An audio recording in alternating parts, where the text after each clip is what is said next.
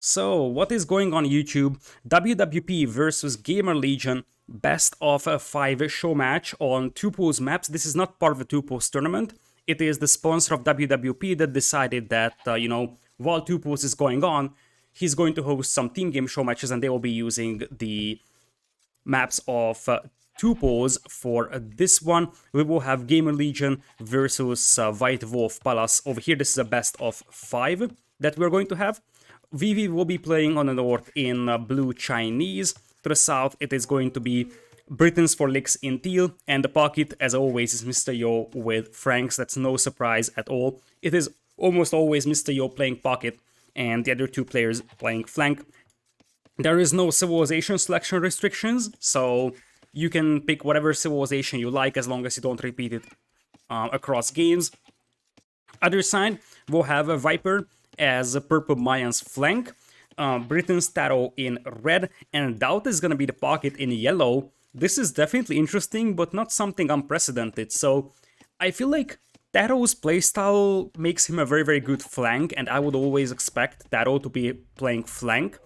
It's a matter of question if Viper is playing pocket or GL.TaToH, and I believe that GL.TaToH is actually... It's a better matchup to have Viper as a flank and GL.TaToH as a pocket player, as Viper is coming in here with a lane, because GL.TaToH's macro is like top notch, so GL.TaToH is an extremely good pocket player, whereas Viper, you can see, especially if he is allowed to lane like this, that he's going to be an exceptionally good flank player here as well. So I think this is probably the best setup of GamerLegion, although it is very possible that you can have something like a Viper sliding in to pocket. I think in Battle of Africa 2, the way that this worked is that Viper slided into pocket as we have a counter lane coming in here from Licks. So Licks will lose an elephant to Viper here, but it looks like this will be recovered because neither of the players will prevent the lane. So at the end of the day, neither of them loses an elephant. This obviously hurts Licks more because Licks can't heal his scout, whereas Viper can jump into the TC and do some healing on this one. So this, at the end of the day, is slightly better for the Viper here. So, as I said, in Battle of Africa 2, when Slam actually started playing, I don't think that Jordan played that much in Battle of Africa 2, although I don't remember. So GL.TaToH was usually the pocket with Viper being flank, but when Slam slided in, Slam actually took the place of a flank player and Viper moved into pocket. So there is some positional flexibility within GamerLegion. Basically, all three of these players, Viper, TaToH, and GL.TaToH, are very, very good pocket players, but this is probably their best lineup over here. Because this is going to YouTube, I will actually highlight this, because I will cut off like the beginning waiting part, so to say, when we were waiting for the players to set up games. I probably won't be able to cast all of the games live right now, because I have an interview set up with the AoE for developers later today, and obviously I will need to leave for that. So what's gonna happen is that I will cast whatever I can until the interview, and then I will cast the rest of the games from recorded games and upload them as a second part to YouTube. So this show match will probably most likely be uploaded in 2 parts. You have a part 1, which I'm casting right now, and after the interview I'll record part 2. So you won't miss anything, but instead of one whole series, you will have 2 separate videos. It's unfortunate, but when this show match was announced, they already had the appointment confirmed. So do you have a personal preference between Chinese and Mayans here? That's an interesting question that's worth talking about. So I believe that Mayans is definitely one of the best flank civilizations, especially if you combine it with the Britain's teammate. Britons in 2v2 is a good archer civ. In 3v3, it's a top tier archer civ because the team bonus of faster working ranges influences your teammate as well, and that's extremely important. Viper coming in here with what is apparently going to be a Drush, probably archers with this type of a gold. So he's trying to go for a Drush archer. This is a late Drush, by the way, from him. So I think that Mayans is something I favor a little bit better, especially if you combine it with Britons. So faster working ranges with cheaper archers is an extremely good combination here, as Lix is trying to isolate one militia from Viper and send in his own Drush, but Viper in exchange will send in 2 militias towards Lix's base, who already has Loom, but still needs to be cautious.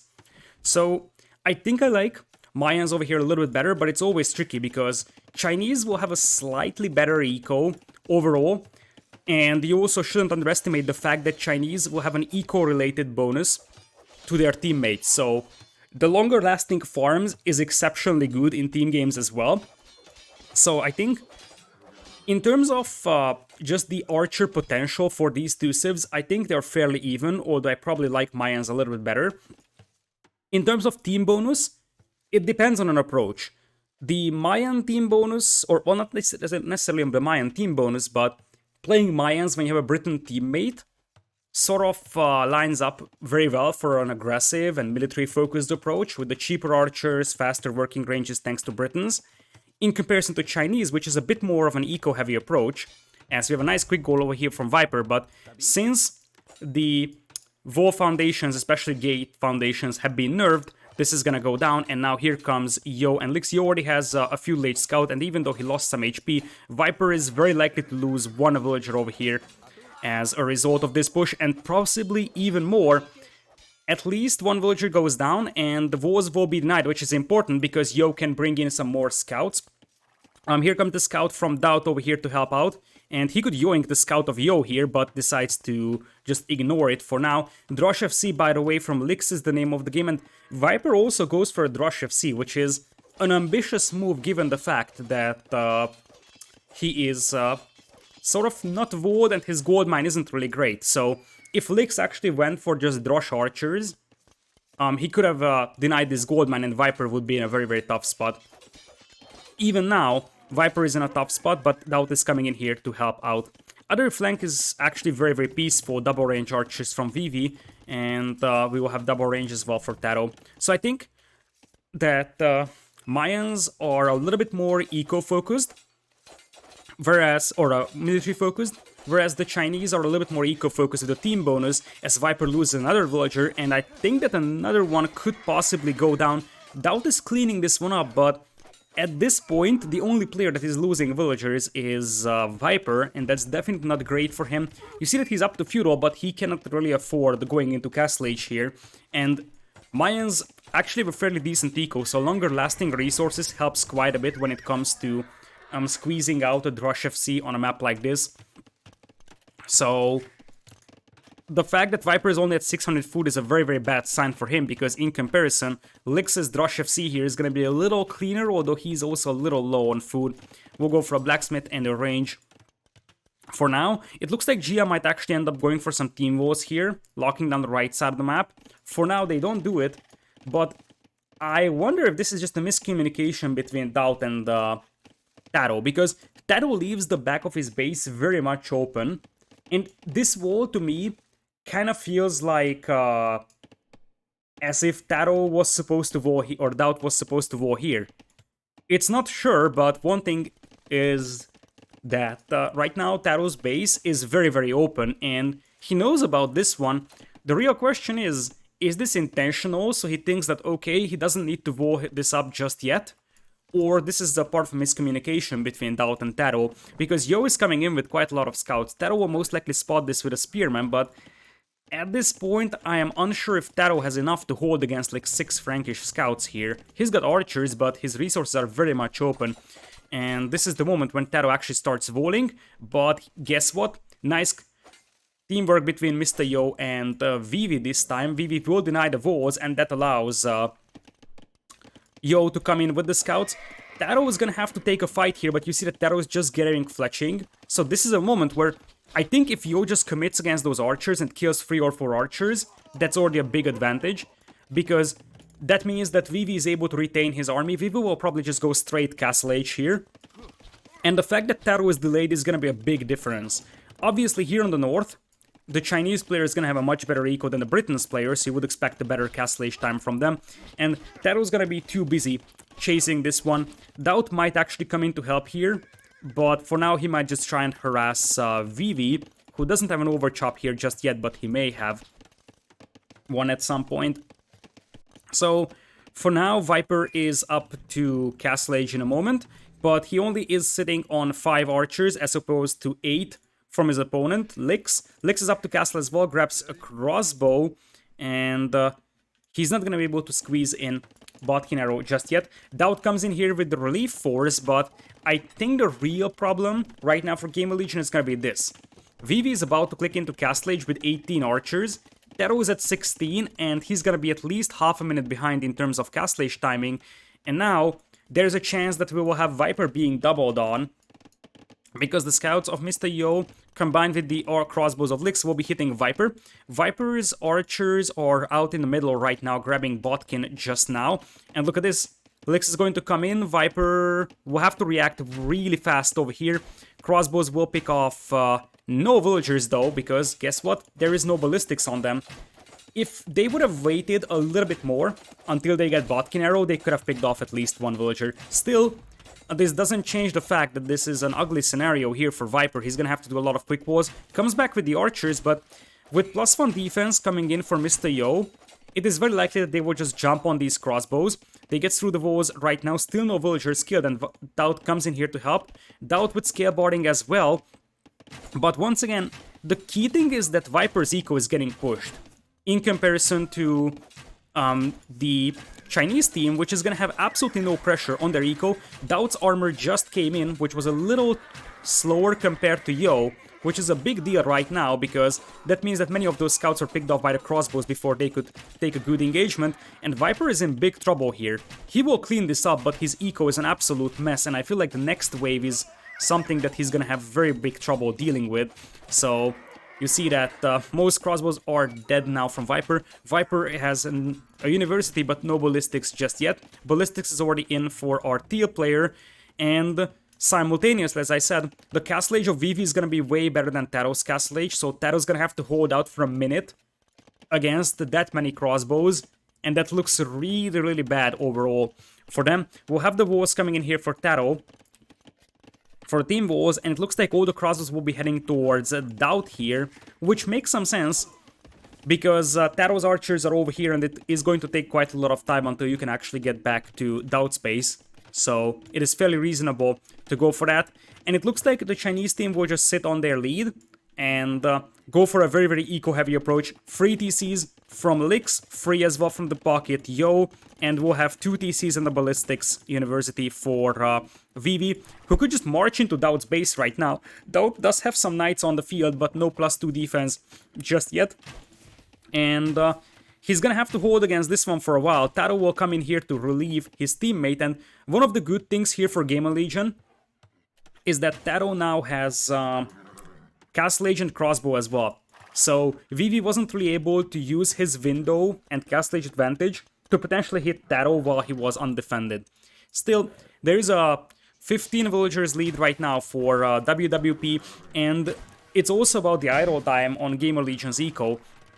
So denying that much farming space from the Frankish player is fairly big, because right now DauT's food eco isn't really great at, like, just allowing the mass production of knights. Eventually TaToH's gonna come in here to relieve his teammate. He's gonna have a slightly faster ballistics than his opponent, and he also has the range advantage here. Now they will jump on the crossbows. This little hill could help quite a bit for Vivi, and indeed he will take the opportunity.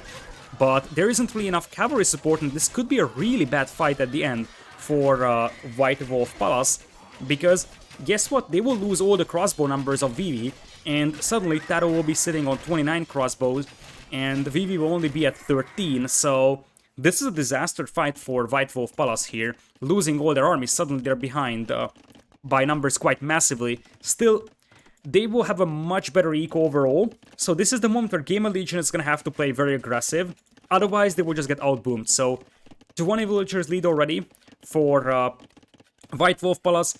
Especially the villager difference between Lix and Viper is what is scary for GamerLegion. 55 compared to 40 only. TaToH and Vivi are still kind of comparable in villager count. Same is the case for Mr. Yo and DauT. Viper adding TC number 3 though, same for DauT as well. And one of the things that I always admired in GamerLegion is how clean their transition is to an eco-heavy approach. By the way, why do we have a militia queued up? That's just a bug. That's just a capture age bug. So, Mr. Yo is indeed on 3 stables, but he's not really producing much. Maybe he felt like he wants to go for a very, very aggressive play, but indeed, Well, he is 33 on food, so he might be able to afford producing on triple stables and triple TCs at the same time. And now Viper's army could get caught off guard, so just as much as it was bad for Vivi to lose his army, now this could be troublesome for Viper, especially because those crossbows on the other side have 1 defensive armor, whereas Viper has none. And they also have the range advantage, so they can pick off crossbows from a greater distance. And this is looking quite unfortunate for Viper here, although here comes the relief force from TaToH, and suddenly the tides could turn. Indeed, GamerLegion will now commit to this one. Still using the range advantage would allow Lix to at least take a very, very good engagement over here. He's got the extra armor as well compared to the opponent, so heal advantage, range advantage, extra armor could actually make this a reasonable fight for Lix.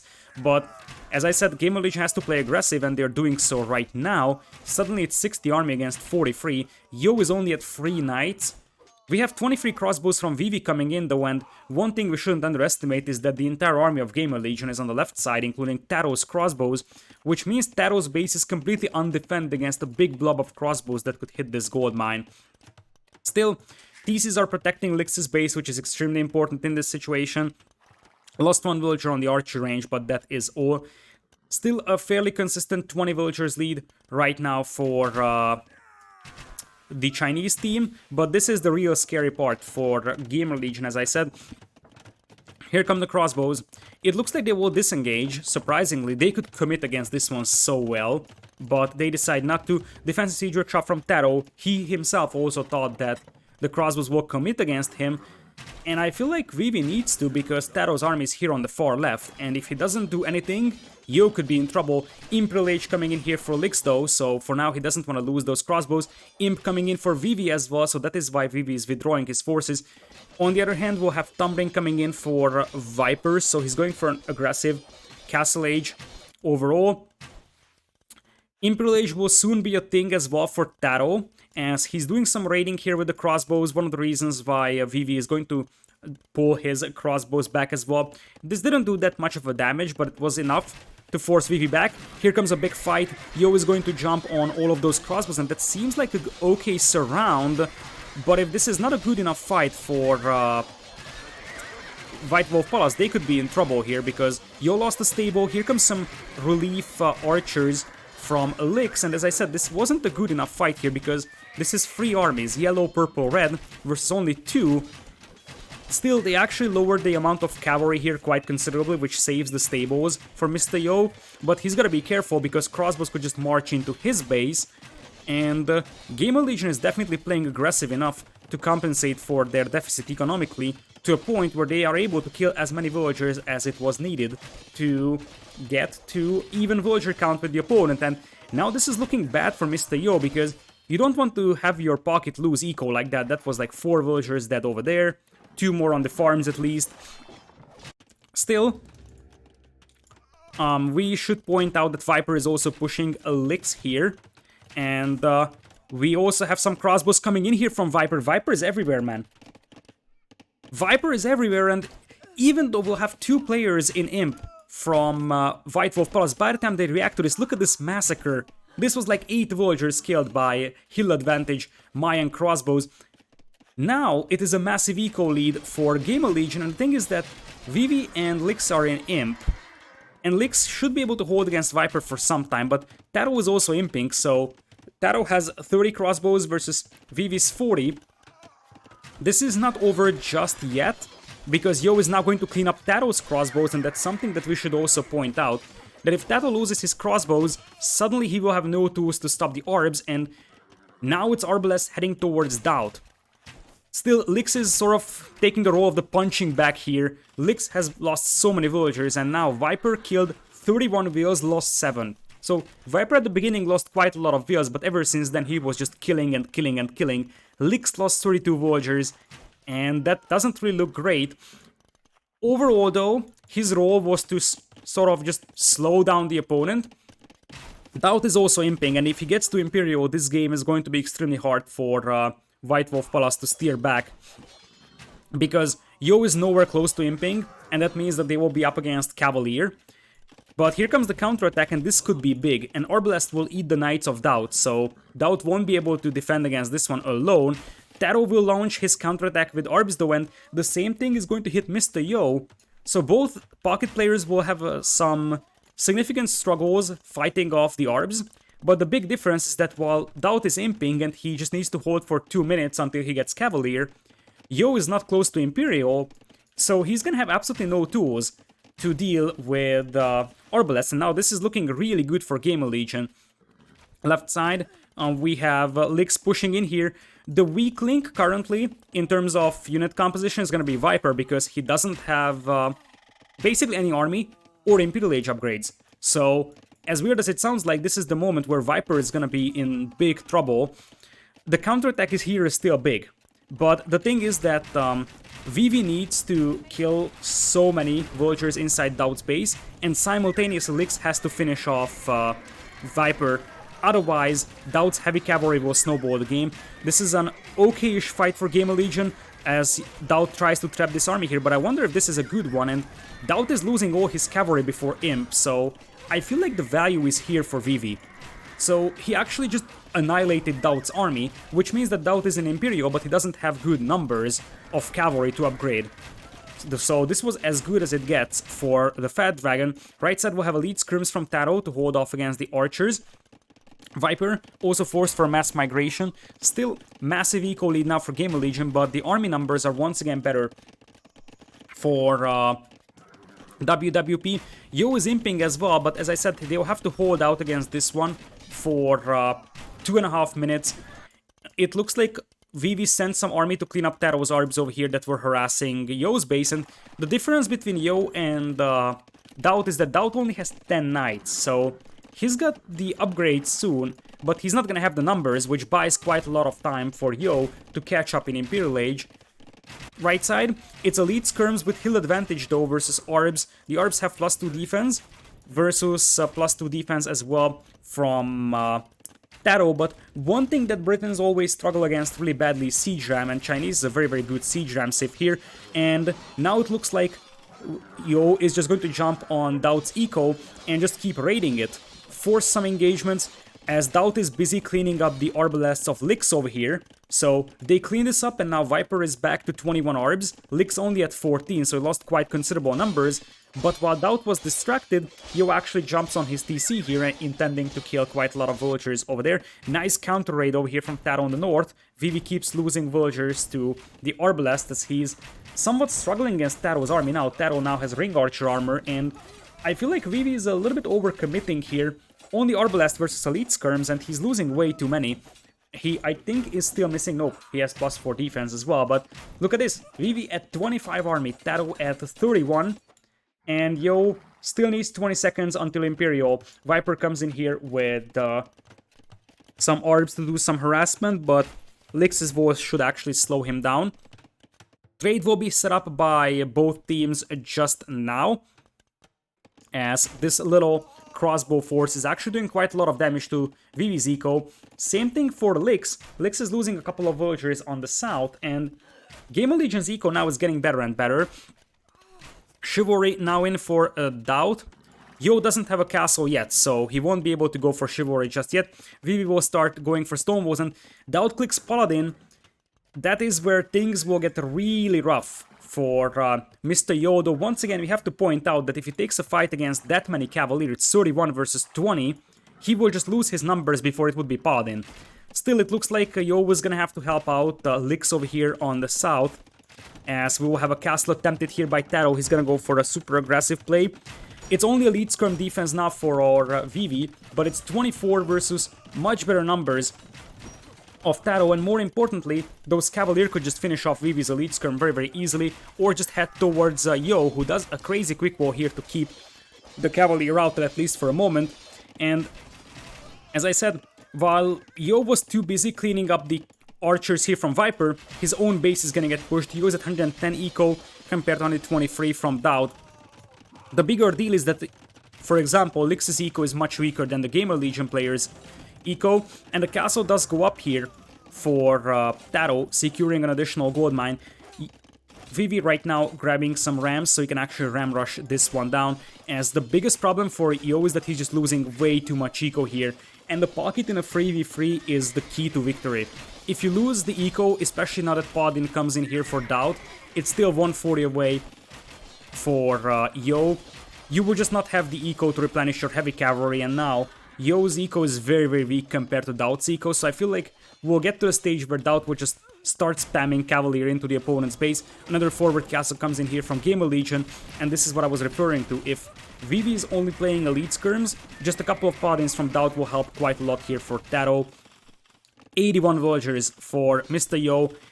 It seems extremely rough for him to keep producing heavy cavalry without a sling now, but I don't think that they can actually afford a sling, because 84 villagers from Lix isn't amazing either, and Vivi will have to hold this one alone, so he won't be able to sling himself. Viper once again comes in with the crossbows, as the crossbows or arbs from Lix will probably be cleaned up by DauT's paladins. A castle in a defensive position from Viper on the way, as Vivi will unleash his rams. No siege rams, something that he apparently isn't able to afford, but without any support, these rams will just go down to the villagers, even though there's also 2 trebs shelling the other side. Still, it's only 80 eco for Yo. He might just try to reboom into this game, but this feels very much like an uphill battle. So, the right side is definitely in the favor of GamerLegion here. TaToH pretty much winning this 1v1 versus Vivi. In terms of pockets, DauT has an insane eco lead over Yo. The only thing that goes in the favor of Mr. Yo is that he's at 51 paladins versus DauT only at 25, and 51 paladins with full upgrades is not something to overlook. Here comes Yeoman for those crossbows, but this could be big. This could be big here, because that's a lot of paladins, and I did mention that one of the things that goes for Yo still is the amount of paladins, although now that he moved to the right side, his teammate is gonna get cleaned up on the left side, and once again, there's just no cavalry support here, which means that Lix is going to lose way too many numbers. Still, this is the moment that, as I said, WWP might try to stretch this game out for a little longer, in a hope that they can have their pocket rebooming. It's going to be a hard one, but now there is no cavalry here from DauT, and I feel like the problem for DauT here is that he has to split his attention. He's sending some paladins to the right, he's sending some paladins to the left. But that means that he doesn't have like one concentrated force that's able to jump huge armies. And WWP slowly coming back here. Their eco is still weaker, and now we are gonna have Viper with a siege ram push. We did mention that Britain struggled badly against siege ram. But one castle goes down over here from TaToH. I love this move though. He rebuilt his castle immediately because he knows exactly he just needs to delay until DauT gets his cavalry numbers high, and this is a bad sign. This is a very, very bad sign for Mr. Yo here. Light cavalry is a clear signal that he doesn't have gold income, and one of the things that GamerLegion is so good at is adding trade early. It's not an awful lot of trade here, and DauT only has 2 trade cards, but at the end of the day, neither of the teams have a good trade, but that should favor the GamerLegion because guess what? They are in a much better position to control the map. Army numbers are actually getting closer, so this may not just be over. TaToH teching into infantry upgrades in a hope that he can fight off the paladins himself. But as I said, a longer game is going to start helping White Wolf Palace here, because it is going to allow Yo to reboom into this game. Still, Britons will struggle really badly against Siege Ram, and I believe that Viper is just waiting for the food to pile up for his own Siege Ram. For now, Lix could actually hold this one with onagers, but that would still be a tough one for him. Chukanus will be added here by Vivi. Fortified wall even. I wonder if that's actually needed, because, I mean, it definitely helps, and he could even get the Great Wall upgrade if he wanted to, but I don't think that's that urgent. Still, now comes the paladins from Yo. It's only 8 paladins for him though, whereas DauT has a 21 now. Worth pointing out that Vivi was starving very, very badly for gold because one of his secondary golds was wide open, as this little goat joins the battle here alongside the paladins. So one of the reasons why Vivi was starving for gold is because he had forward golds. So he's struggling a little bit, getting those numbers up. But look at TaToH now.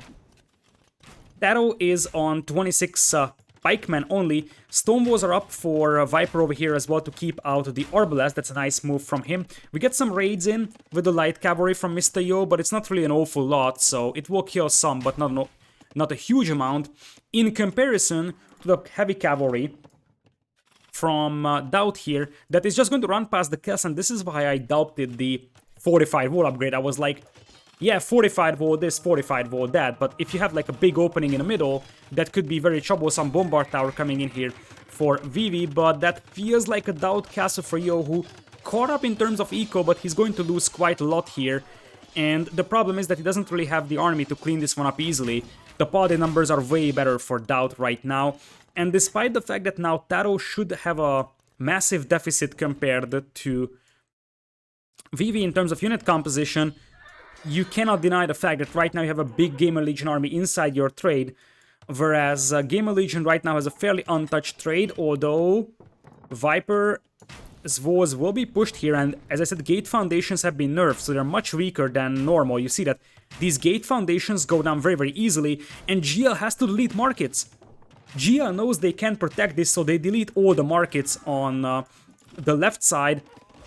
Once again, Yo is going to lose quite a lot of eco here, so he's back to 91 villagers. Definitely not something that you like to see from your pocket player, but he managed to get back to 27 paladins, and that means that he could potentially take a fight here against those Arbs, even though that's quite a lot of Arbs, and those have tumbling 65 Arbs, man, from Viper.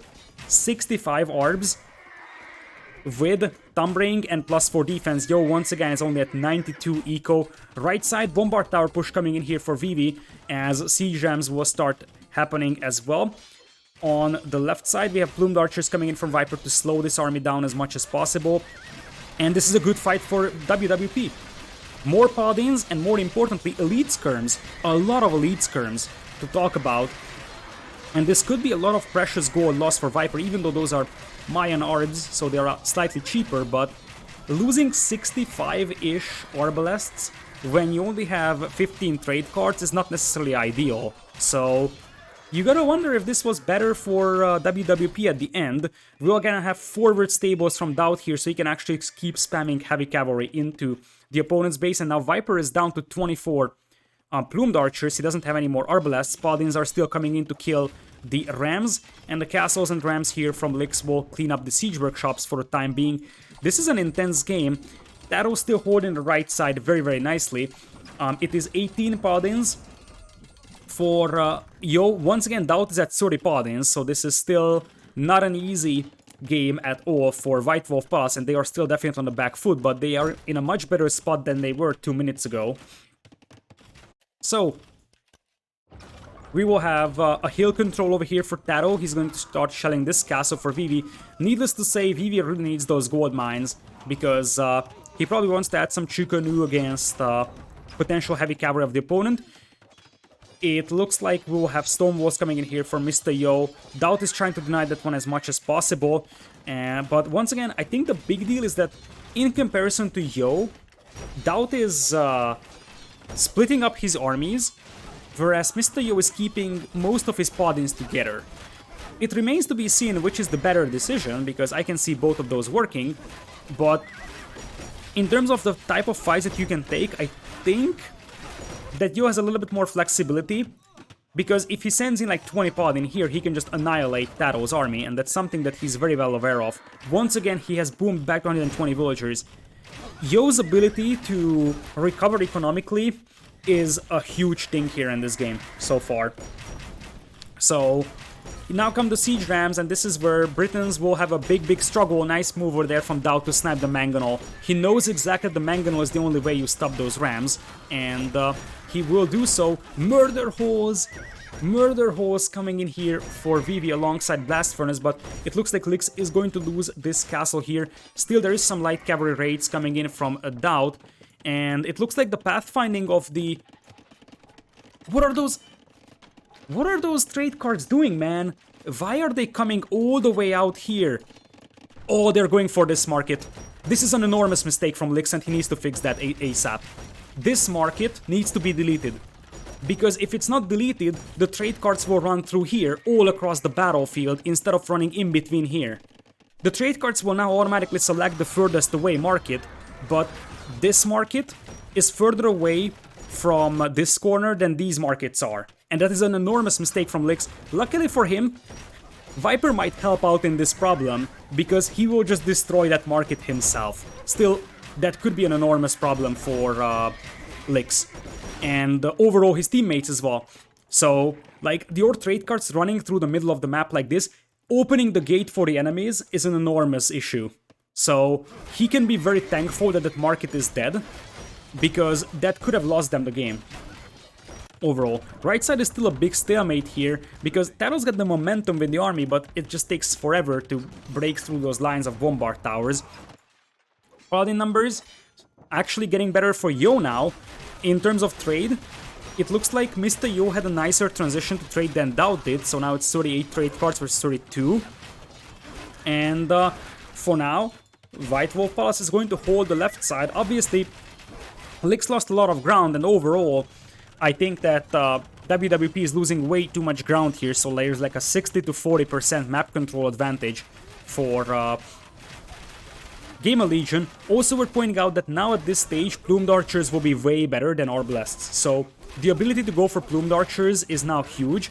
Even though the Britain Arbs will have the range, once the Plumed Archers get close, they will just absolutely annihilate Arbs. They have 2 base Pierce Armor, so 6 Pierce Armor total, they have the mobility advantage, they have the HP advantage, they have Thumbring as well, so Plumed Archers should be able to annihilate the Arbs here. Now, right side, we have the Paladin coming in here for Yo. Yo is also sending in some Paladin towards DauT's eco, who seems to have a very, very strong eco. Overall, each player from GamerLegion has a very strong eco. Now the traps are being set up to take down castles. Rams are coming in to take down the traps for now, but they will be unsuccessful. Still, there isn't really enough Paladins here for Mr. Yo to hold out against that many Plumed Archers, and without Paladin support, this is 41 Arbs versus 49 Plumed Archers. You might want to get Onager if you are Lix, because that would be a very, very helpful thing against Rams and Plumed Archers at the same time. TaToH once again attempting a castle on this hill, as Vivi is trying to get a bombard tower in here to deny that one. DauT's heavy cavalry is all focused on the right side, as Yo is down to 8 Paladin once again. It seems like GamerLegion still has the momentum, because if you just look all over the map, everywhere you look, they're actually securing more map control. And now DauT is back to 26 Paladin. Yo is still at just 6 Paladin overall, despite the fact that he has 51 trade cards. I'm actually surprised how low the gold count is for Yo. He might be sending some to his teammates, because 52 trade versus 46, Yo had a way better trade than DauT for the majority of the game, yet DauT has way better Paladin numbers, and the only thing that would explain that is if Yo is sending some resources to his teammates, so they are able to like get traps out, for example. That being said, this castle might go down to 3 traps here, and the castle fire is helping quite a lot cleaning up those Plumed Archers. I'm not going to say this is a good fight for Viper by any means. Right side though, TaToH secures the hill once again. We'll have more bombard towers coming in for Lix, sort of playing this Scorched Earth tactics, slowly grinding out the game. Like, at this point, as I said, I think GamerLegion does have the lead, so what White Wolf Palace can hope in, as Onager is almost in for Lix, so what WWP can hope in is that they drag this game out very, very long, and that would allow them to kind of equal things out, as DauT is trying to get in here through the middle, but that is not going to happen. We will have quite a lot of stables coming in here for Yo. Still, TaToH and DauT on the right side are getting closer and closer, and I'm just missing the cavalry numbers here for Mr. Yo. Because I think the big difference is, I said, that DauT consistently has better cavalry numbers, which means that he's able to help out sniping siege weapons on the left side, and simultaneously help out TaToH on the right. We'll see at the end of the game if Yo indeed did heavy slinging to either of his teammates, but I feel like now the cavalry numbers aren't looking great. Still, there is some onagers here, and you gotta be careful if you're Viper, because one big shot and you could lose half of your army here. So, Onager for now will deal with the Rams, but this castle is extremely important for White Wolf Palace, because you see that Lix is committing everything he has to defend that castle. because he knows that that is the key to their trade. Even then, this is gonna be very, very hard to hold because the right side is collapsing slow and steady. It's 160 harm against 120. Still, paladin numbers are now increasing for Yo, and it's still 66 trade cards against 57, and overall the trade card numbers are better for White Wolf Palace. They are in the 150 domain, whereas GamerLegion is more like the 130, 140 domain, so slightly better trade for White Wolf Palace. And that's a nice move from Yo here. Big onager shot over there. That was a huge one. So huge that it's actually worth rewinding. Here it goes, and this is what I was referring to. One big onager shot and you lose half of your army. And this might have been the ingredient that was needed for White Wolf Palace, because now they actually start swinging the battle on the left side in their favor. Another two huge onager shots. Apparently Viper is not focusing that much on his army because he lost way too many plumed archers. He will take down the onagers, and Viper still has two forward castles. Right side, however, is slowly collapsing for Vivi. He's trying to keep that castle up as long as possible, but free traps firing down hills is not something that you can hold out against forever. Arrow slits coming in here for Licks, so he might be going for a couple of guard towers to defend against this one. 30 paladins for Yo, once again 40 for DauT. So despite the fact that we have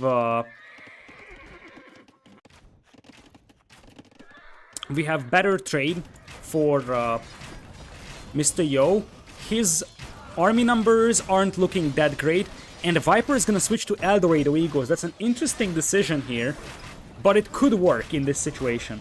The thing is that Viper probably sees that there isn't really a huge amount of cavalry here. There is some, but if you get to like, I don't know, 30-40 Eldorado Eagles, they will eat 10 paladins, no problem. So this could make sense. It's a risky call from Viper, because if Yo shows up with a lot of cavalry, those Eagles will melt, but this could work for Viper to break this hold here from his opponent. This would allow Viper to snipe onagers easily, this would allow him to snipe the archers easily, and now it looks like we have the walls being broken through here. Hold on for a moment, I gotta rewind this, because I think this wasn't a breakthrough. I think this was a palisade chop, because I remember that there was a tree in here, and indeed, this is a huge mistake from VV. This is why you never wall like this, because a straggler tree can be chopped down, replaced with a palisade, and then the palisade can be deleted to allow the army to flood in. All that fortified wall for nothing. And now that's a disaster for White Wolf Palace, because, yeah, market wall this, market wall that, you won't actually hold off 20 paladins with markets only. That is a huge mistake there from VV. So, apparently DauT is trying to get some stables in the opponent's trade, but it's actually fully stonewalled, or at least it was fully stonewalled until now, but now it looks really bad. Warwolf coming in here for Licks, but I'm not sure how much Warwolf would help him in this situation. And Viper, the only reason why he's giving up on these castles is because he's getting Eagles on the field. Not a fan of Viper showing these Eagles here, because this allows his opponents to react, but once again, DauT has 50 free paladin, Yo is at 41. And now it is the trade being pushed, and that is usually the way that team games end in post-Imperial. If the opponent starts killing your trade, you start losing the game, basically, because gold income is everything here. Yo knows that as well, so he's gonna send in his paladin, and luckily for them, it's only a couple of skirms, but I think TaToH might try to... What is TaToH up to? He has a couple of villagers coming in here, and some trade cards will go down. White Wolf Plus will be able to hold this one, but as I said, it's 50 paladin against 50 though. But now the left side is slowly collapsing as well, and Viper's Eldorado Eagles will just probably run into a trade here as the first iteration. A castle in a good map control position as well for DauT. Yo's paladin numbers are still impressive, but Vivi's army numbers are not, and neither is Yo. Or Lix's army numbers. It's 26 and 33 army respectively, in comparison to 73 and 64. So the army numbers for the flanks are much better. Yo taps out, and with that, GamerLegion wins a very, very, very good game number 1, I have to say. So let's analyze this for a moment, because I'm curious if Yo has been sending resources, but the answer is not really. And in this case, I'm a little confused. How is it possible that he had 17k trade profit compared to 15k for DauT, yet his podding numbers were consistently lower than DauT's podding numbers? That feels a little awkward. Still, you see that the Chinese team at the end had a way weaker trade because it was pushed so heavily. Overall, the ecos for GamerLegion were much stronger, maybe with the exception of TaToH, but Viper and DauT had insane ecos compared to the Chinese team. In this one, Yo even had a 4 relics gathered, by the way, so he was getting 3000 gold from that as well. But DauT's KD, look at that. 1.34 KD is extremely good. DauT Pocket really showing its power, and he went up to 61 highest army. Most of those were paladins, so very nicely done here by DauT and Viper and TaToH, of course. But I think one of the main reasons why GamerLegion ended up winning this game was DauT's ability to slightly outplay Yo in the pocket. Not by a massive margin, but DauT at the end, I think, was able to get to better paladin numbers and use them slightly better compared to his opponent. His timing with Imperial Age was also slightly better than Yo's imp timing, which meant that he was able to get Cavalier earlier and he would get paladin earlier, so that allowed him to push Yo's eco quite heavily. Yo, on the other hand, had some very nice move when it came to like rebuilding eco whatsoever. So from that perspective, this was definitely a very good game from both sides. And GL, things were slightly better for them. I also think that the Mayans is a better post-team civilization in team games than Chinese are. So that advantage for Viper over there also showed a little bit. But it was more about the fact that Viper, TaToH, and DauT didn't lose a single economy unit for the last 30 minutes of the game or so. Their trade was untouched for most of the time. Their land eco was super untouched, whereas VVO and Lix kept losing ground, kept losing villagers, farming space whatsoever, and eventually it just spiraled out of control.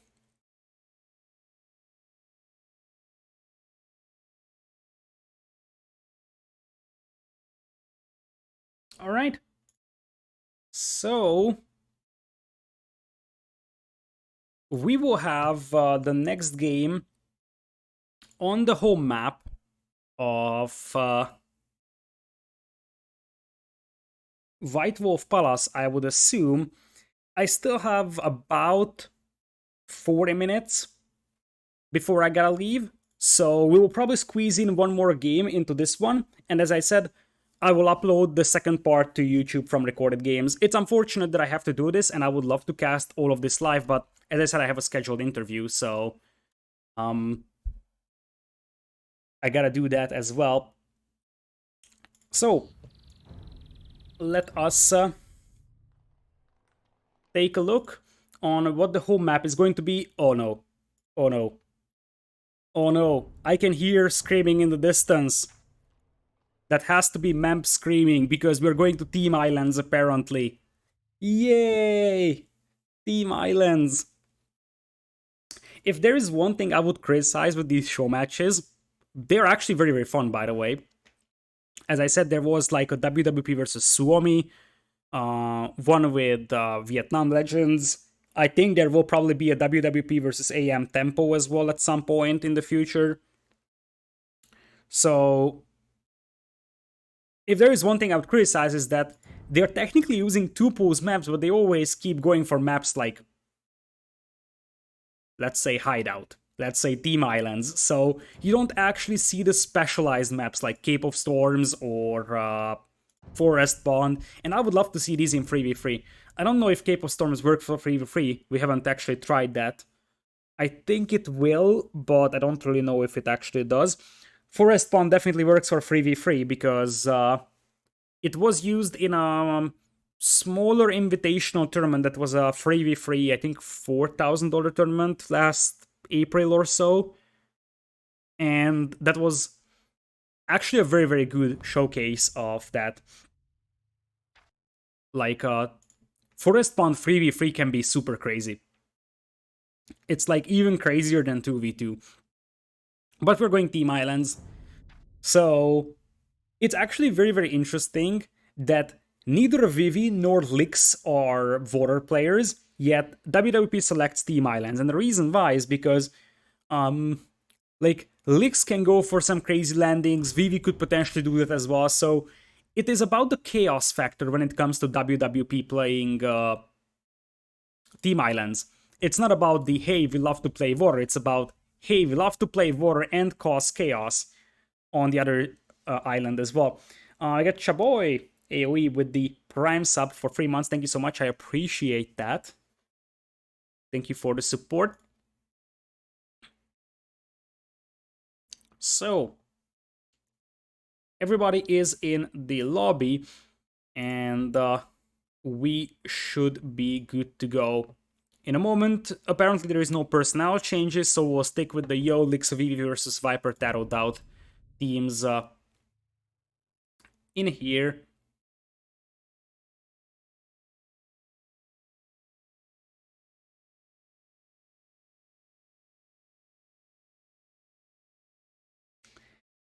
TaToH and Viper are probably the two best water players. Yes and no. This is always tricky. This is very, very tricky because you know a landing is coming, yet how many times have we seen the instance where you know it's coming, but you can't stop it? So that's the crazy thing about this one.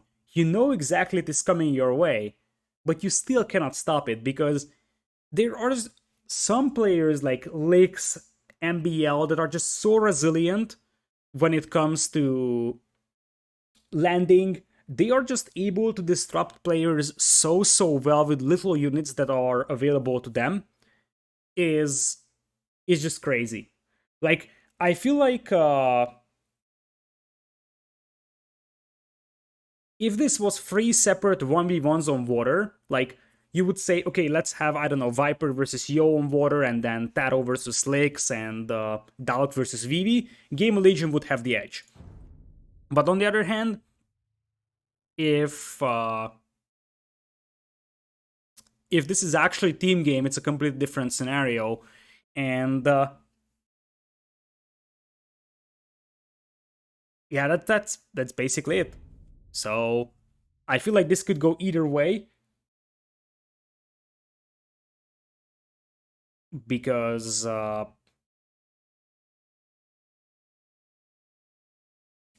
that.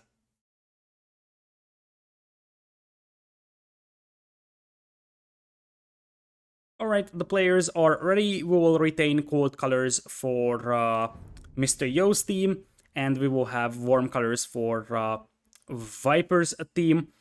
So it looks like now we'll have Yo and Lix playing flanks, and Vivi will be playing pocket. Indeed, it's hidden free pick, so there is no crazy team picking or civ picking roles in these show matches. They're using two pose maps, but the civilizations are completely free pick, just like you would do on any other team game show match. So that's usually the format. They use certain maps, whichever the WWP sponsor selects, and simultaneously, the civ selection roles are like as standard as it is possible to be. So there is no drafting whatsoever here, especially because a team game draft takes quite a lot of time. So drafting a 3v3 for best of 5 takes about 10 minutes or so. If you actually account for the fact that you pick like 30 to 30, yeah, about 30-ish civilizations, and each of those takes like 10, 15, 20 seconds on AoE 2 CM to select, that runs up to about an 8 to 10 minutes draft length. So,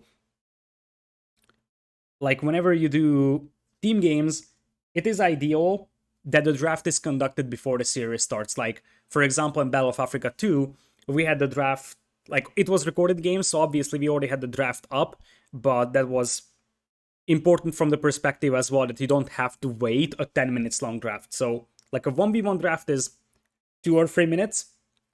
A 3v3 draft is like 10, so that's a little bit too much. Alright, so Viper will be playing flank alongside DauT playing flank, and this time TaToH will be the pocket.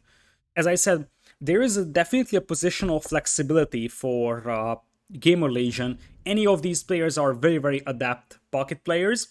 This time it looks like TaToH will be the one who might be one of the best pure water players on the world. So the thing is that I think if you actually want to give a pocket role to one of the GL players, it should be TaToH.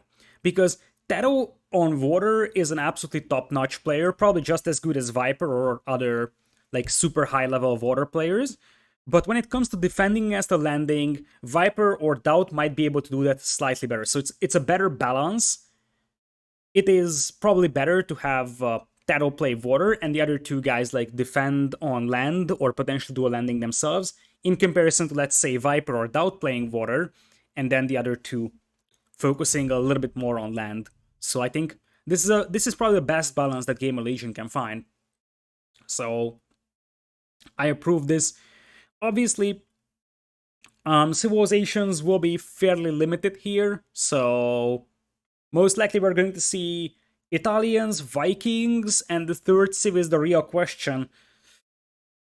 Portuguese, I would say, is the most likely scenario, but stuff like Byzantines, stuff like maybe even any kind of landing civ like Teutons could be possible. Sicilians, maybe, for a First Crusade landing, you never know, as we saw in 2-Pools. So, the game is up, and we have a fairly similar civilizations here for the two teams. We will have Viper, TaToH, and DauT with Vikings, Italians, Portuguese, the water trio, so to say. Other side will have a bit of shake-up in terms of civilizations. We will have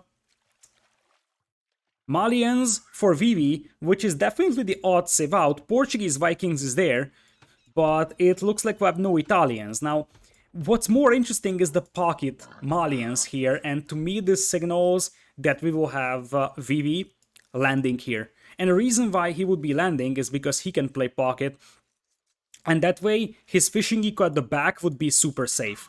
So I can definitely consider something like making a dock at the back, going for fishing eco, and then potentially getting a second dock up on the front and getting a transport out.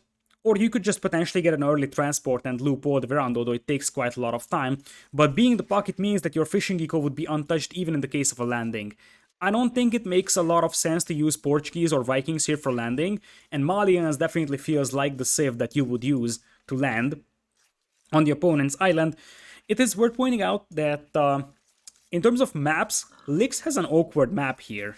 It's like super open from the south, and he's very close to the water. Somewhat similar to Mr. Yo, but Mr. Yo is a little bit better sheltered, so to say.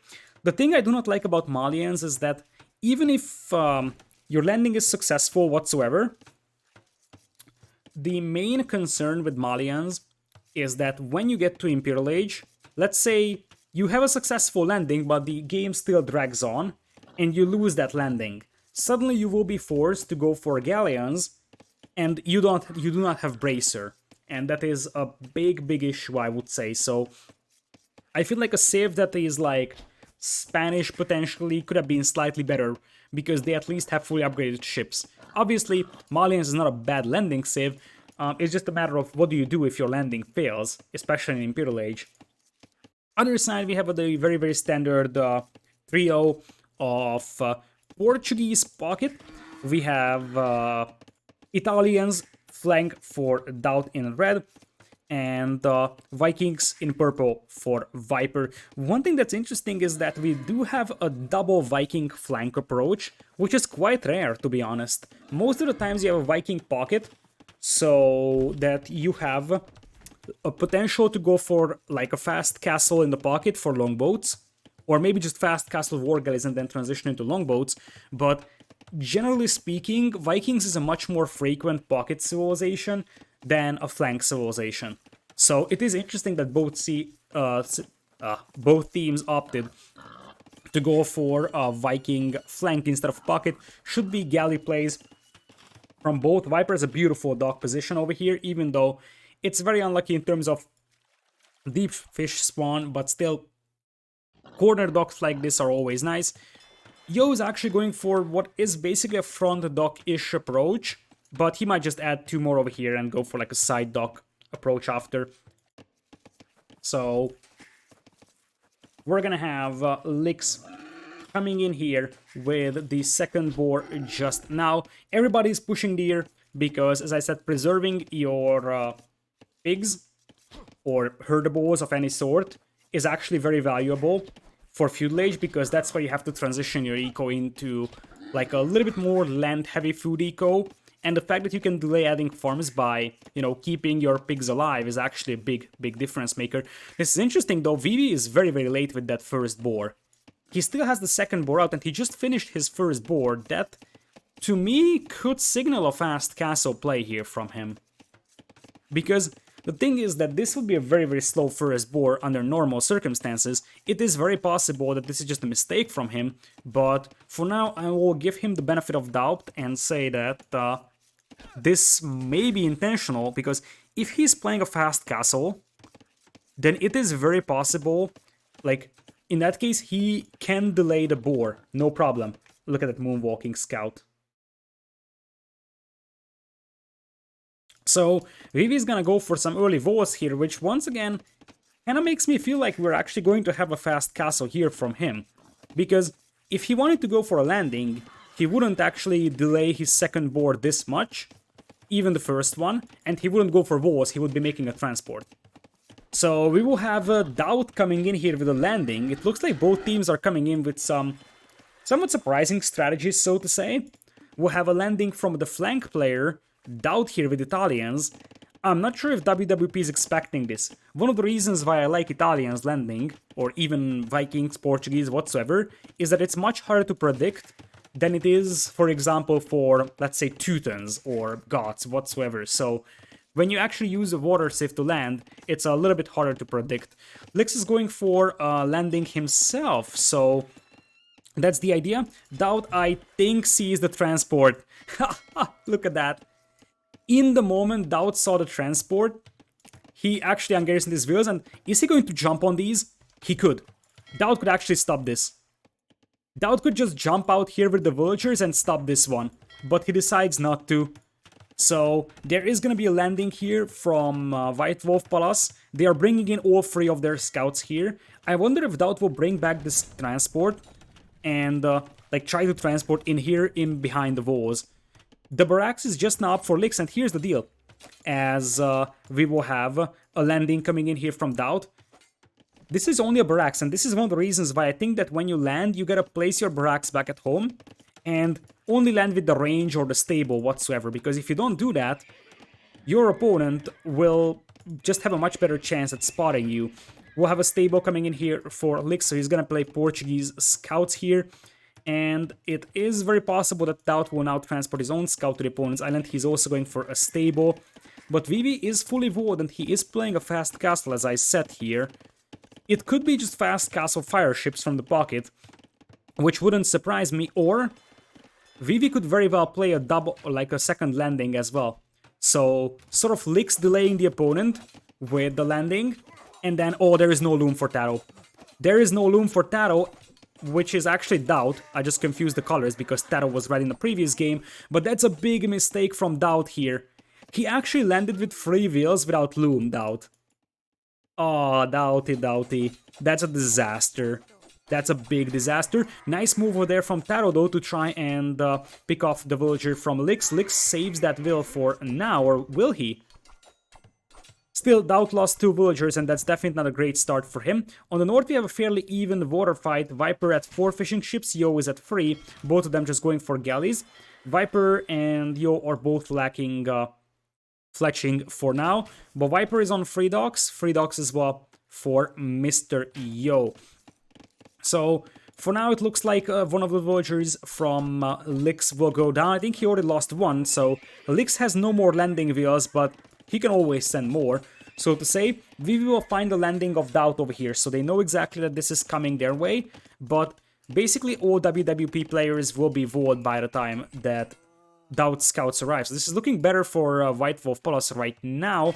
Viper still without fletching, but this is the moment where Yo is going to commit. Yo has fletching now, and even though it's still galley micro, when you close the distance, those galleys will be having a very nice chance to hit. So Yo was able to snipe a couple of ships. Still he's behind in ship numbers for the time being. It looks like Lix bails out on his landing attempt for now, while Vivi is adding a spearman to try and chase down those scouts.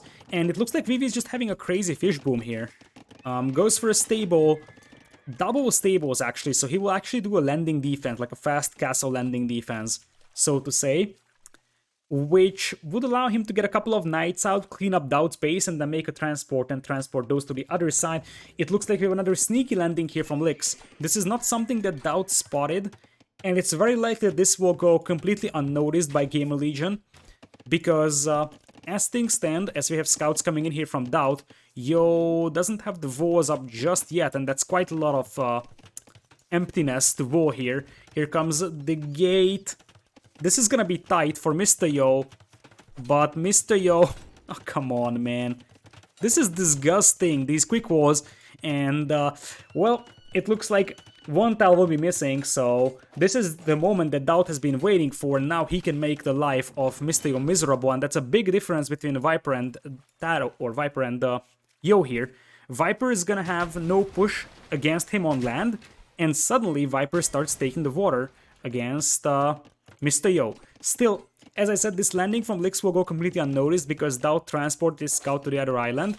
Here comes the spearman from our green player to help out, and that is extremely important overall. Credits to Yo for, well, he lost 4 eco, but 3 of those were fishing ships, so he didn't lose more than 1 villager to those scouts, and that's extremely important. Still, the fact that he had to deal with that means that he had less time to look at water, so he lost his fishing eco, and now it seems like he's losing his ship numbers as well. Castle Age on the way for DauT as well, Vivi getting knights out in massive quantities, adding TC number 2. He's also going for a very eco-heavy approach, as the archers are just now coming in for Lix to try and push the wood line, and more important, the gold mine of DauT. DauT's gold mine could be a massive concern in a moment, because as things stand, that gold mine, he's gonna have no chance of defending that, and I don't think that he can rush up a tower now. So DauT is gonna have to relocate in terms of gold mines, but where exactly, that's the question. Because this gold mine is actually sort of in the vision of Lix, so he knows exactly if he has to push that. DauT has 3 gold miners over here, it's only 2 now. But those will be pushed by knights. Viper on the way to Castle Age, though, if you compare the players, though, White Wolf Palace only has 1 player in Castle Age, and 2 of them are getting close to clicking up, but it's still going to take quite a lot of food for Mr. Yo to go up. Losing the fishing eco hurts from that perspective very heavily, because that is the difference between Viper and Yo right now. Viper, having 6 fishing ships on the field, allows him to have a much better food eco, and that allows him to get a better Castle Age time, get to war galleys faster. Still, second TC is coming in here for Vivi, and DauT is the person that is gonna have big trouble here. He's up to Castle Age, trying to rush up town center. Even more interestingly, he's going for knights and he's going for a monastery. So, I'm not sure what he thinks about that monastery. I feel like here a siege workshop would have been slightly better, but for that he needs a blacksmith, something that he isn't having right now. This TC goes denied, and he can go for a couple of knights, but he doesn't even have +1 defense, so Lix's archers are actually going to be able to do quite a lot of damage here. It's a bit of a misplay here from Lix, leaving that TC open. He could just deny that without any problems. DauT is actually microing his villagers very nicely over here, and Lix is gonna have to focus down the low HP wheels. I think the TC goes up without losing a single wheel here for DauT, which is, needless to say, very impressive. And here come a couple of scouts from TaToH as well. These scouts do have +1 defense and bloodlines too. Just the teamwork is crazy here from GamerLegion. They will be able to clean this one up very nicely. Lix is going up to Castle Age, so is Yo, but Viper is up to Castle, which means that he's gonna have War Galley and Botkin, and it is still 15 galleys for Yo, who actually manages to push the fishing eco of TaToH. TaToH reacts with a couple of fire ships himself. But the main question is, how do you keep these galleys alive? TaToH is trying to cut off the escape path for Yo, and this could be great for GamerLegion. Nice move from Yo to yoink one of those fishing ships, but this is the moment when they will be trapped. Those war galleys chasing them and the fire ships getting a good surround. TaToH needs to attack though. TaToH needs to attack. He's still trying to cut off the escape path as much as possible. And needless to say, if Yo loses this fleet, they're in a very, very rough spot because they will have little to no water control. Whereas it looks like GamerLegion's land defense here seems to be working quite decently. Vivi is gonna be booming on 4 TCs, by the way, so he's not messing around, man. And this is what I was waiting for. Lix and Vivi cooperating in an effort to try and get the knights from Vivi to the opponent's island. But here's the deal. When you have no water control, that transport will just go literal Titanic. Oh boy. This is looking really rough now for White Wolf Palace. This is looking extremely tough because they just don't have the water control to keep on landing. It looks like these quick walls will also fail for Lix, which means that he's going to lose his forward watchers once again. Lix has knights around here, but I feel like the name of the game for DauT is one defensive castle. He's not on stone, so that's not gonna happen at all, or at least not in the foreseeable future, but he just needs to make sure that this push doesn't do that much damage to him. If he gets a defensive castle up, he can go for a couple of Genoese crossbows, which will help against the knights as well. The monk over here is trying to run for his life, but that monk is just history as well. Viper securing water against Mr. Yo, to a point where... Oh, look at this though. Yo is going into Imperial, and there is one way back for White Wolf Palace, and that is Vivi slinging Yo. Because one thing that Vivi does have is a crazy good eco. 4 TCs, and also heavy focus on the fishing eco. So the only reasonable situation here is because since Vikings cannot go for a fast fire play, Vikings have to go for longboats. So the only thing that Yo could do is like imp into elite longboat with bracer. That could work. The problem is that 45 eco is not enough for that. So the only way that you can pull that off is by having one of your teammates send resources to you, which is known as slanging for those that are new to the game. So we'll have Freelix coming in here for Vivi, but I feel like the biggest problem for White Wolf Palace is that they are massively behind in eco, 209 compared to 159, and one of the most dangerous teams to lose water against is GamerLegion, because all three of these players are big water boomers. So you see that Viper, immediate lap on winning water, he adds like 10 more fishing ships. Same thing for TaToH, so they win water and immediately start capitalizing, one of the biggest strengths of the GamerLegion team. Now it looks like we will lose his fishing eco, and there is the redocking coming in here from Yo. It looks like he actually wants to go for galleys, but this is definitely a sling play. There is no way Yo is able to afford the 7 dock production of what will soon to be galleons. Longboats coming in here now for Viper. The big problem I think for Yo is that, yeah, he's being slung into all these ships, but Viper is not far away from Imperial Age either, especially if they see that Yo is imp. It is very possible that TaToH will just sling some resources to Viper as well, and that way Viper can click up. Obviously he's gonna be behind, but let's look at Viper's resources here. Viper knows exactly that he needs to get up. His gold count is actually very, very low. That's the bigger deal for him, but he probably is working towards getting up to Imperial as well. In the meanwhile, we'll have basically all the upgrades that are missing for Yo. So we'll have a quite decent fleet of galleons coming in here. I like this defensive castle for Viper. This will secure these docks. He will eventually lose some of his fishing eco, there is no doubt about that. Light Cav being teched into, by the way, from TaToH, so it looks like TaToH is the landing defense player. And one of the things that I would like to highlight is that Lix once again is disrupting 2 players. It forces DauT to defend, but it also forces TaToH to defend, in comparison to the other side where all Vivi needs to do is just sling Yo. So the reason why the sling play works is because Lix is able to distract 2 GamerLegion players. Still, the eco advantage for GL is massive, and I feel like when TaToH clicks into Imperial, things could start getting rougher and rougher, because Portuguese could also go for their own galleons. Obviously, fast fire is not an option over there. Still, Lix gets a couple more villagers out on the field to just keep spamming siege workshops and stables in the opponent's base. +1/+1 knights here for TaToH, +1/+1 as well for Lix, and not a great fight at all for TaToH, although he brings in the monks, and suddenly he could get a lot of conversions. I think Lix's monks are already out of faith here, and indeed, all of those will go down. That is looking like an extremely good fight for TaToH over here, and as I said, Vivi's gonna click into Imperial as well, but the ecos are much better for GamerLegion, and, well, indeed, Yo is chasing down Viper's fleet here. I think Viper is just gonna go full longboat. He's 20 seconds away from Imperial. He's getting careening, something that Yo is missing. So Yo's ships will not be as sturdy as the ones from the Snake. And I also love how these war galleys are slowly cleaning up these buildings, helping DauT recover. DauT is also getting close to Imperial, and that is going to be fast fires for him. He's already massing fire galleys.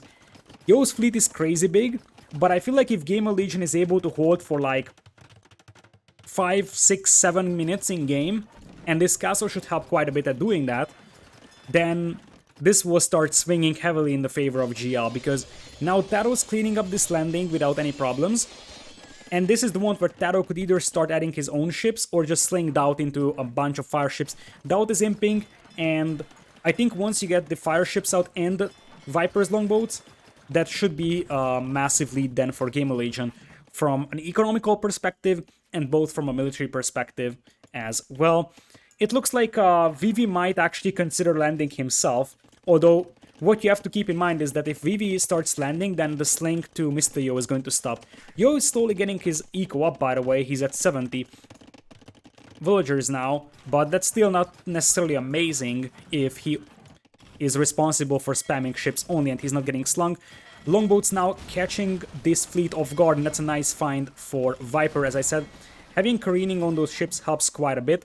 Something that Yo is just about to get. Squires coming in for Vivi, which means that he wants to go for Malia and Champions alongside chain barring armor, so there's a chance that we'll see some more cavalry here as well. But now this is gonna be at least 2v1 on water, because Lix's Castle Age still just going into Imperial. Vivi is not on water, and remember what I said, Vivi, even if he's going on water, he doesn't have Bracer on his combat ships, so it's not like his water play is gonna be that strong with Malians, versus an Italian player that's gonna have fast fire ships in a couple of moments, and we have a big landing here from Vivi. That's what he was waiting for. There is the big landing, and he's going for the champions, and the idea here is that the galleons are trying to secure the shoreline, although I think TaToH could just dive in and snipe those villagers without problems. It's only 3 galleons, so you would lose some knights, but the villagers would be killed very, very easily. And I think when DauT arrives at the fire ships, they would just clean up this landing without problems. Elite Longboat coming in here for Viper. He's waiting for a moment to strike. When Elite Longboat kicks in, he will unpop his ships and sandwich the fleet here of Yo. Yo's got a big fleet here, 33 ships, but Viper's got 23, and as I said, those are longboats, elite longboats with full upgrades. So other side will have the fire ships coming out, and indeed this landing is doomed. So now we will have Bracer being teched into by TaToH, and I would be massively surprised if TaToH wouldn't be planning to add combat ships himself. We already have markets being set up here by GamerLegion. This is why this castle is so important, because you want to place markets here. One of the things that GL does really well is adding early markets on any maps, allowing them to start the trade much easier than the opponent. Heavy Camel coming in here for Vivi. I mean, Heavy Camel would be a great move on Arabia in this situation, but this is not Arabia. And without water control, they will just have no chance of getting those heavy camos out there. And what GL is just going to do is just get cannon galleons and take down the buildings from the shoreline. Yo is still having a reasonable amount of ships on the field, but now Viper 106 eco versus 83. Yo's got 20 navy, Viper has 43. And we haven't even talked about DauT, who has 37 fast fires out, and TaToH's already getting caravels. Oh, there's his docks. So it's gonna be caravel, fast fire, longboat. I have to say that it doesn't get better than that in terms of unit composition, that's for sure. It's like the ultimate death and destruction on water. And now we get all the transport from DauT. He's got 20 because he got dry dock as well, so he can transport 20 units, and he will send TaToH's Cavalier in as well. The heavy camos will have no trouble holding against this one, but I think the bigger deal is this one for White Wolf Plus. Look at this. They're just getting annihilated on water. Karok coming in for those Caravals, which means that their Pierce armor is going to be now 10 overall. And Cannon Galleon for Viper. Yo, Lix, and Vivi tap out. And with that, GamerLegion takes game number 2 as well. And I think we've gotten the answer. Many people were asking, is it a good idea to bring GamerLegion to Team Islands? It's not. It really depends on how efficient your landing is.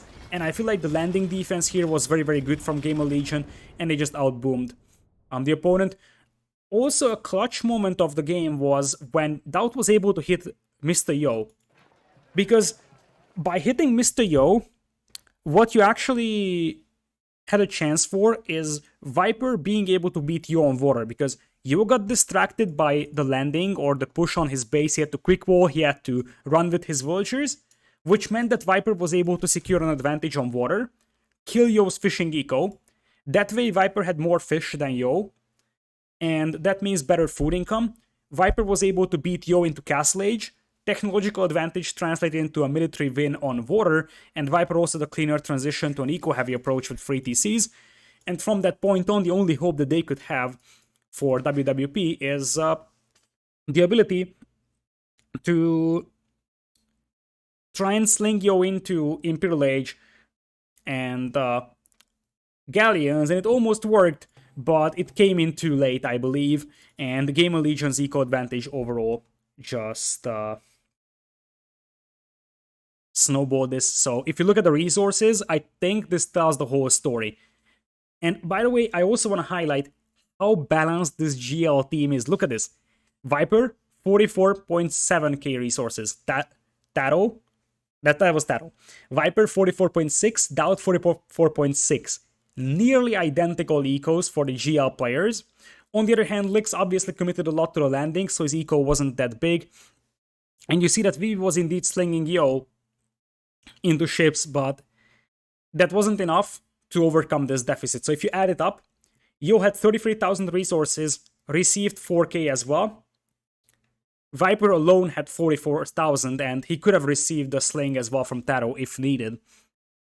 So GamerLegion takes game number 2 as well.